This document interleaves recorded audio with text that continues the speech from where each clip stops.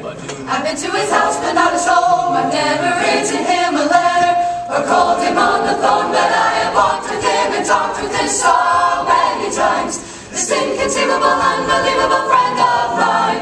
He doesn't have an income, his wealth can't be appraised. He's an international traveler, but he's never far away. He lives inside of me, although he's bigger than I am. But he's stronger than a lion, yet he calls himself a lamb. I've never seen him.